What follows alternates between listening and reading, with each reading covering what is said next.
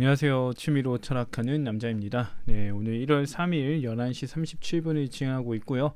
아리스토텔레스 영혼에 관하여 2권 11장 촉각에 대한 부분 정리하려고 합니다. 네, 촉각은 살짝 애매할 수 있는 내용들이 있어요. 그래도 조금 유의 깊게 보면은 좀 보기 쉬운 부분이니까 간단하게 보도록 하고요. 좀 내용이 좀 길긴 합니다. 네, 빨리 끝내보도록 할게요. 네.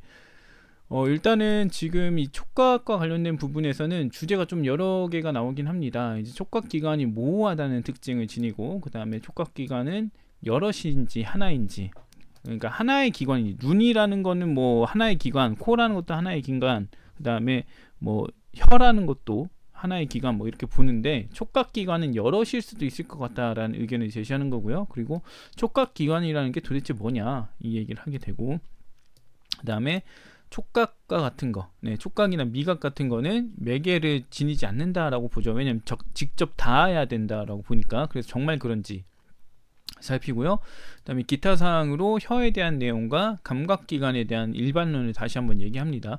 감각기관에 대한 일반론은 그 아리스토텔레스가 계속해서 얘기를 해요. 네, 그래서 중복되기는 하지만 그래도 그 누차 언급하는 이유가 있을 테니까, 예, 그걸 감안해서 얘기를 하게 되는 거고요. 간단히 보면 이제 촉각기관의 특징을 얘기하고, 그 촉각의 대상이 불분명하다라고 합니다. 이제 청각은 소리고 시각은 색인데 촉각은 뭐냐, 이런 얘기를 하게 되고요. 촉각과 관련된 문제 두 가지가 나옵니다. 촉각기관 여럿인가 아니면 무엇인가, 여기에 대한 내용 나누는데 여기 이따 보도록 하고요. 그다음에 촉각은 매개가 있나 없나, 다른 그 시각과 후각과 그다음에 청각 같은 경우는 공기나 물을 통해서 이제 정보 전달이 되죠. 반면에 지금 촉각이나 미각 같은 경우는 직접 닿아야 되는데 그게 맞는지 살핍니다. 아무튼 한번 훑어본 거니까 내용 보면서 얘기를 해볼게요. 네, 일단 촉각기관의 모호함을 얘기하게 되는데요. 촉각의 특징을 보게 되면은 뜨거움, 차가움, 건조함, 습함, 단단함, 무름 등을 구분하게 해주는 게 촉각이라고 할 수 있습니다. 그렇다 보니까 생기는 문제점이 뭐냐면은 대상이 불분명하다는 문제가 생기게 되는데요. 청각 같은 경우는 소리를 파악하게 해주고, 시각은 색을 파악하게 하고, 후각은 냄새를 파악하게 하고, 뭐 미각은 맛을 파악하게 하는데, 촉각은 도대체 뭘 파악한다고 해야 되냐? 열이라고 해야 되냐? 아니면은 뭐 그 점도, 뭐 점도라고 해야 되느냐? 아니면 단단함에 대한 걸 해야 하느냐라는 얘기를 하는 거죠. 근데 이걸 뭔가 통칭해서 말할 수 있는 게 없다라고 보는데, 제가 봤을 때는 그냥 살에 주어지는 힘에 대한 부분이 아닌가, 이런 생각이 듭니다. 네, 아무튼 좀 모호하다라는 걸 아리스토텔레스가 말하고 있고요. 그러면서 이제 촉각과 관련된 문제들을 제기하는데 두 가지 문제를 말합니다. 첫 번째는 촉각의 경우 지금 이렇게 여러 가지의 특징을 감각하잖아요. 근데 이렇게 된다는 거는 촉각 기관이라는 게 여럿이어서 그런 거냐라는 거죠. 왜냐하면 청각은 소리만, 시각은 색만 파악하고, 후각은 냄새만 파악하는데 촉각은 지금 여러 개의 범주를 다루고 있잖아요. 그렇다 보니까 여러 개인 거 아니야 라는 얘기를 합니다. 참 재밌는 발상이죠. 네, 그 다음 보는 거는 촉각기관 정확히 무엇을 말하는 거냐, 어떤 기관을 말하는 거냐 라는 거예요. 그래서 살이 촉각기관이냐, 아니면은 그 살을 매개로 그 안에 어떤 것이 촉각기관이냐라는 건데요. 현대사는 우리는 이미 그 피부 속에 있는 신경이 촉각을 담당하게 된다라고 얘기를 하겠지만, 그때 당시 아리스토텔레스 당시에는 이거 생각해볼 만한 문제였던 걸로 보여집니다. 네, 아무튼 그래서 이 두 가지 문제를 제기하고 풀어나가는데요. 일단 촉각기관이 여럿인가에 대한 얘기를 합니다. 촉각기관의 수에 대해서 보게 되면은 왜 이 문제가 생기냐면, 촉각의 상황을 보게 되면요, 눈, 코, 귀가 하나의 공기층에 덮여져 있는 거예요. 네, 왜 공기층이 나오냐면은 눈, 코, 귀가 이제 그 감각을 하려면은 공기층이 있어야 하니까 그걸 지금 예시로 든 건데요. 이렇게 덮여져 있는 상황이면 눈, 코, 귀가 드러나지 않은 상황이겠죠. 그래서 이 공기층에 뭔가 자극이 주어지면은 눈, 코, 귀가 자기의 성질에 맞춰서 반응을 할 텐데, 이걸 관찰하는 사람은 공기층 전체에서 어떤 반응이 느껴지는 걸로 보기 때문에 지금 하나의 기관으로 지금 통칭해서 볼 수 있다는 거예요. 눈, 코, 귀가 하나의 막으로 이렇게 쌓여 있는 거라서, 이걸 뭔가 자극했을 때 눈이 반응한다 해봤자 결과적으로 하나의 것이, 이 하나의 것이 반응하는 것처럼 느껴지기 때문에 우리가 구분을 하지 못한다. 뭔가 다른 감각 기관일지라도 결국에는 하나 안에서 발생하는 현상이기 때문에 문제가 된다 이거예요. 근데 실제적으로 봤을 때 시각, 청각, 후각 같은 경우는 그 눈, 코, 귀가 따로따로 드러나 있죠. 네, 근데 지금 청각, 그 촉각 같은 경우는 지금 뜨거움이나 단단함이나 뭐 그다음에 습함이나 이런 것들을 지금 다 감각을 하고 있는데 이게 별도로 구분되었을 수 있는 감각이긴 하지만 하나의 그 살덩어리 안에서 나타나는 현상이니까 구분하기가 너무 어렵다라는 거예요. 이렇게 눈, 코, 귀를 통해서 두드러지게 이제 그 기관이 나타나 있으면은 판단하기가 쉬울 텐데 지금 그렇지 않다 보니까 하나의 피부로 이렇게 딱 덮여져 있으니까 아 이게 구분하고 싶어도 그 기관을 구분을 못 하겠네 이러고 있는 거죠. 그러면서 이제 문제가 왜 생기는지를 언급하게 되는데 여기와 관련해서 이제 아리스토텔레스는 정확한 답변은 하지 않고 다른 경우를 보면서 이건 문제가 아닐 것 같다라는 얘기를 합니다. 어떤 경우냐면은 다른 감각기관도 보게 되면은 여러 가지 감각을 한다 이거예요. 그래서 보게 되면 청각 같은 경우는 소리를 놓고 봤을 때 소리를 주로 파악한다고 하지만 날카로움과 둔중함, 큼과 작음, 매끄러움과 거친 소리를 구분한다. 그 다음에 시각 같은 경우는 상당히 다양한 색들을 구분한다 라는 거예요. 그렇기 때문에 이게 지금 촉각이라는 게 그 마치 다른 범주를 여러 개 다루고 있기 때문에 뭔가 서로 다른 감각기관이 한 군데 모여 있는 느낌이다 라고 받아들일 수 있겠지만 아니다, 그냥 다른 것들도 여러 특징을 파악하기 때문에 크게 문제되지 않는다 라는 얘기를 하는 거죠. 근데 문제는 뭐냐면 청각은 소리, 시각은 뭐 색 이렇게 나올 수 있지만 촉각은 도대체 뭐냐라는 부분이 생기죠. 압력이냐? 압력이라고 보기에는 압력이라고 봐도 사실 될 것 같긴 해요. 네, 피부에 가해지는 힘. 왜냐면 뜨거움과 차가움은 뭐 압력이 어느 정도로 빠르게 움직이거나 느리게 움직이거나 뭐 이런 압력이 없어지거나 근데 모르겠네요. 애매하긴 한데 뭔가 그 촉각을 규정해 줄 수 있는 그런 느낌에 대한 부분이 명확하지 않다는 문제는 여전히 제기될 수 있는 것 같습니다. 촉각은 무엇을 느끼는 건가? 소리를 느끼는 거는 청각이고 색을 느끼는 거는 눈인데 무엇을 느끼는 건가? 이 문제가 놓이죠. 그 다음으로 이제 아리스토텔레스가 말하는 거는 촉각 기관이 도대체 무엇이냐라는 건데요. 살이 촉각 기관이냐 아니면 살 속에 있는 뭔가냐라는 얘기를 하는 거죠. 왜냐하면 귀나 코나 눈이나 입처럼 그 기관이 명확하게 드러나지 않기 때문에 촉각을 담당하는 기관에 대한 의문이 드는 건 자연스러운 거예요. 그래서 보게 되면 아리스토텔레스가 뭐라고 하냐면 살은 촉각기관의 매개다라고 합니다. 왜냐면 몸이라는 게 공기나 물로만 구성이 될 수 없다는 거예요. 공기로 돼 있으면 흩어질 거고 물로 돼 있으면 퍼져나가겠죠. 그렇기 때문에 안 된다. 그러면은 단단하게 유지 지탱해주는 고체가 있어야 하는데 그 역할을 하는 게 흙이죠. 그래서 몸이라는 거는 흙, 공기, 물의 혼합물이다라고 이제 아리스토텔레스는 표현하는데 열도 있기 때문에 여기에 이제 불도 이렇게 포함하는 게 일반적이긴 하죠. 예. 불도 어느 정도 포함되어져 있다 이렇게 생각을 하는데 여기는 아리스토텔레스는 이 세 가지만 세 원소로 이루어져 있다라고 합니다. 어쨌든 간에 몸이라는 것이 이제 흙을 통해서 흙과 공기, 물과 불을 통해서 이렇게 구축이 되기 때문에 이러한 형태를 지니는 그 기본 형태, 외적인 형태가 살이라는 거를 이제 얘기하는 거죠. 그래서 살이라는 게 지금 있을 수밖에 없고 살이라는 게 있을 수밖에 없고 이 살이 촉각을 느끼게 하는 가장 첫 번째 수단이기 때문에 매체인 것 같다라고 판단을 합니다. 그러니까 우리가 살을 눌렀기 때문에 그 누름에 대한 인식을 하는데 일단 그 속에 있는 거를 통해서 느끼는지 뭔지는 정확하게 모르겠지만 일단 살이 첫 번째 그 자극을 받는 수단이라는 거죠. 그렇다 보니까 일단 그 안에 있다면은 촉각의 매체가 될 수 있다, 매개체가 될 수 있다라는 얘기를 하는 겁니다. 그래서 살을 통해서 우리는 여러 특징을 감지한다라고 이제 이야기를 하게 됩니다. 그러면서 이제 아리스토텔레스는 촉각 기관의 처소가 살 안쪽에 있는 듯하다라는 얘기를 하는데 거기에 대한 구체적인 내용이 없습니다. 보게 되면은 다시 한번 찾아볼게요. 지금 처소 처소 자체에 대해서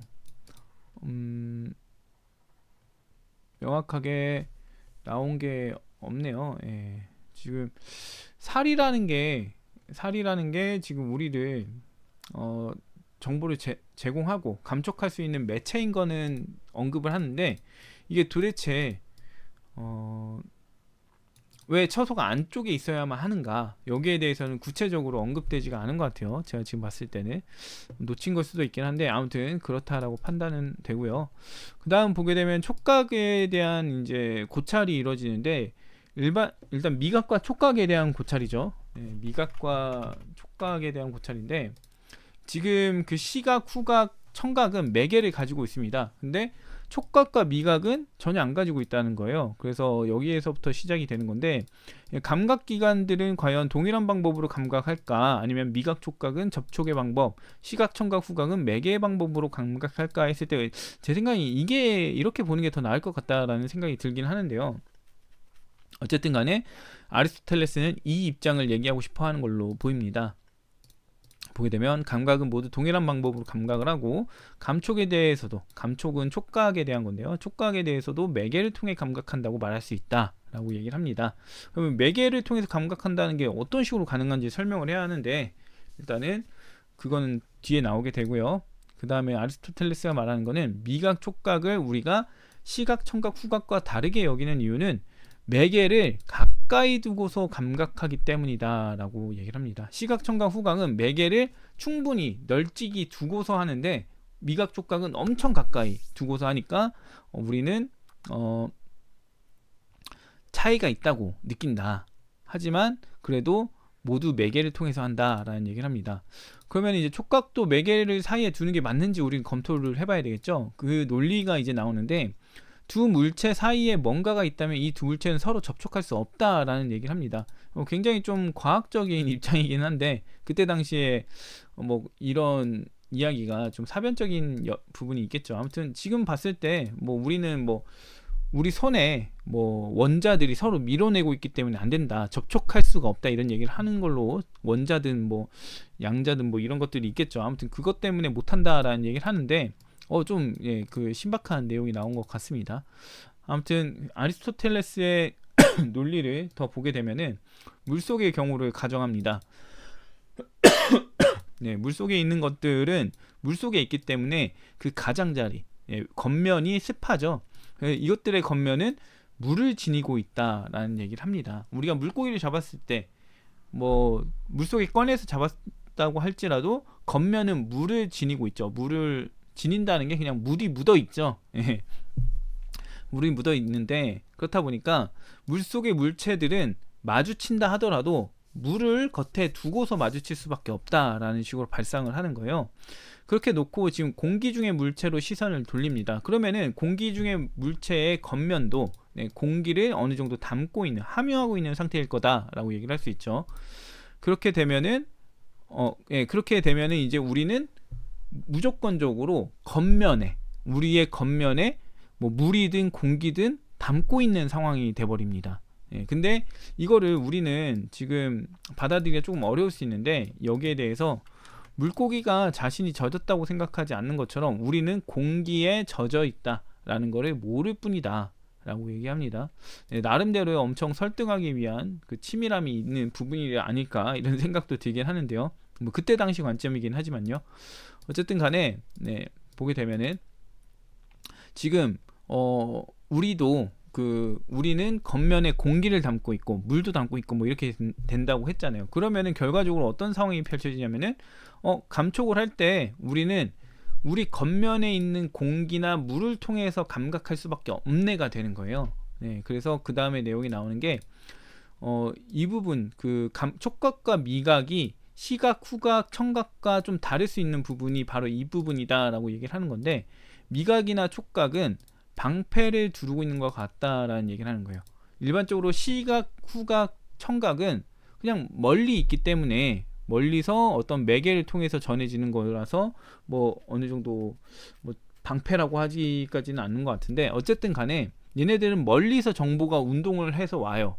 근데 미각, 촉각 같은 경우는 그 공기나 이런 것들이 아주 얇게 겉면을 적셔 놓은 상태이기 때문에, 이때 그 뭔가가 나를 누르거나 밀거나 했을 때 이때 그 공기나 이런 매개물이 운동을 전달하기도 전에 같이 운동을 받아버린다라고 얘기를 하는 거예요. 그래서 방패를 들고 있는데 거기에 뭐 둔기를 치거나 칼을 쳤다 했을 때 그 충격이 방패를 치긴 한 거지만 그 타격을 동시에 팔도 맞는다 이거죠. 예, 그래서 이런 양상처럼 미각과 촉각에 주어지는 정보, 자극은 공기를 때리면서 내 살도 때린다 이런 얘기를 하는 거죠. 조금 표현이 애매한 것 같긴 한데 이 방패를 공기라고 하면 되고요. 예, 실제 그 방패병을 이제 살이라고 하면 됩니다. 예. 그래서 타격하는 게 공기도 치고 살도 친다라는 얘기를 하는 겁니다. 일반적으로는 뭐죠? 잠깐만요. 일반적으로는 그 시각, 청각, 후각은 어떻게 되냐면은 공기를 치면 공기가 이제 눈이나 귀나 고막이나 뭐 그다음에 후각 뭐 코 안을 치게 되는 이 과정이 있거든요. 그냥 공기를 쳐요. 자, 물체가 공기를 치면 공기가 눈, 고막, 코 안을 치게 되는 상황이 나오게 되는데 지금 이 미각, 촉각 같은 경우는 공기를 치는 건 치는 거고 살도 친다 이겁니다. 두 가지를 동시에 친다라는 거죠. 그래서 공기와 물이 운동하는 그 힘에 그 살도 운동하게 된다라는 얘기를 합니다. 그래서 이거를 우리는 직접 자극받는다. 공기가 한번 막아주긴 막아주는데 너무 미미하니까 그냥 우리가 직접 받는 것처럼 느낀다 라는 얘기를 하는 거죠. 그래서 결과적으로는 우리는 그 공기의 배리어 속에서 공기를 겉에 두르고서 지금 살고 있고 그 촉각을 느낄 때는 그 공기가 눌리면서 같이 눌리면 살도 눌려버리는 그 현상을 겪게 된다라는 겁니다. 그래서 그 아리스토텔레스의 말대로면은 촉각도 그 겉에 둘러싼 공기가 없으면 물체를 접촉시켜도 감각 못한다라는 얘기를 합니다. 근데 이거는 누누이 뭐 눈 외에는 공감하기 어려워요. 후각도 그렇고 미각도 그렇고 그다음에 청각도 그렇고 촉각도 그렇고 모두 어떤 물체를 가까이 대놓고 감각을 준다 했을 때 감각 못할 거냐 해보면 다 감각할 것 같거든요. 그렇기 때문에 이거는 조금 아리스토텔레스가 왜 이런 얘기를 하는지 잘 공감은 안 갑니다. 네, 그 다음에 이제 기타 사항입니다. 네, 기타 사항 보면 혀의 특수성을 말하는데요. 혀는 독특한 기관인데 왜냐하면 두 가지 감각 기관을 가지고 있기 때문이에요. 감각 능력을.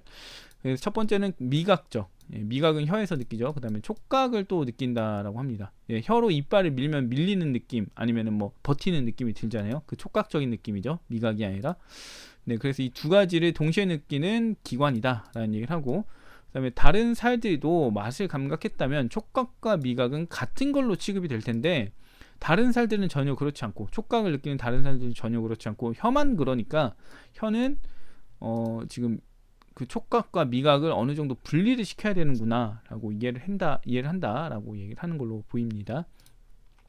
그 다음에 감각기관은 가능태로서 존재해야 한다. 네, 이거는 누차 얘기가 나왔죠. 가능태로서 존재해야 하고 감각시키는 물체가 이 가능태를 활성태, 현실태로 바꿔버립니다. 그러면은 그때 감각 인식한다 얘기를 했었고요. 네, 감각기관이 활성태여서는 안 된다. 활성화되어 있는 상태라면은 어떤 자극이 주어져도 변화가 안 되기 때문에 가능태여야 한다.